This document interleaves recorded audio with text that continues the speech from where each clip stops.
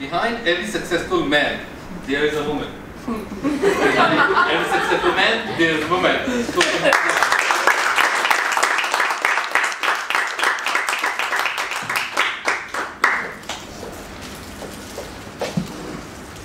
once a king announced thousands of billions of dollars to a man who can jump into a pond of crocodile and swim out alive. Thousands of men were gathered, but nobody did that. Then suddenly a man jumped into the pond, swim here and there, and moving here and there, and come out alive. And angrily asked, "Who pushed me in the pond?" And then a lady came. "Honey, it was me. Who else? And you did it. We are billionaires."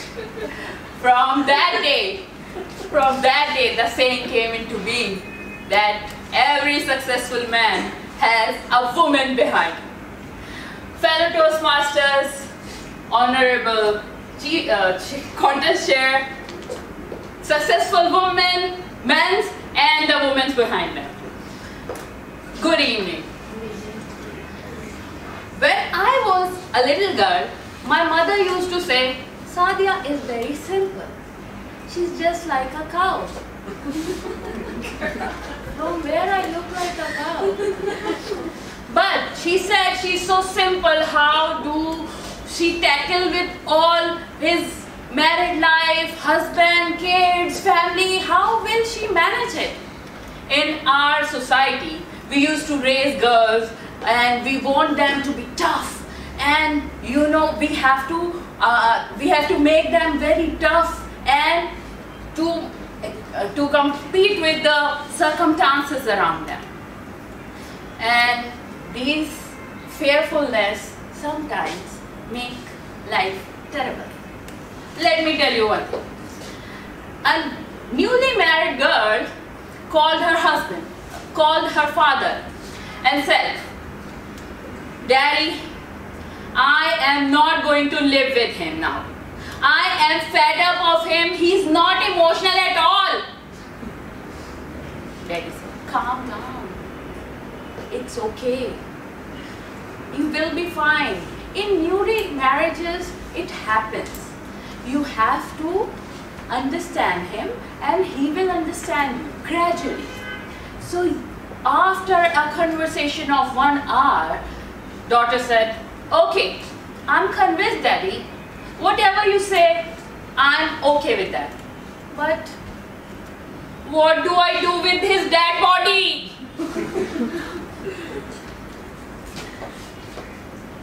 This happens because a wife wants to shower all his love to her husband.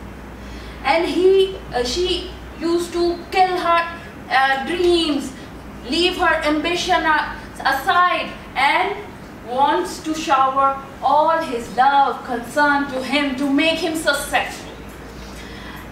I was like the same. I was looking for a man who is simple and nice. I am a big fan of Quaid-e-Azam. Not the money I'm saying. But I am a fan of Quaid-e-Azam because he is very simple.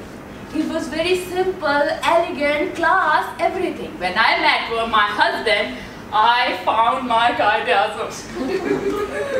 And I was in love with his personality. And I thought that he is the perfect man. And I am going to be happy all my life. But this was before the marriage. After the marriage, when I tried to be a nicest wife to my husband, he asked me, "Why don't you behave naturally?" I said, "I am naturally good," but he didn't trust it. He said, "Please don't do it." But I always want him to be successful. That's why I give him all my instruction to do this, to do that, and how can we make a successful home. But he didn't allow me to do that. He thinks I can't do that. But in my opinion, I was the best. I am giving him all my love, all my attentions, and he is not accepting it. No problem. When one day he said, Sadia, now you don't concentrate on me. Just concentrate on yourself. And I was like, it kills. It hurts. How can he say that?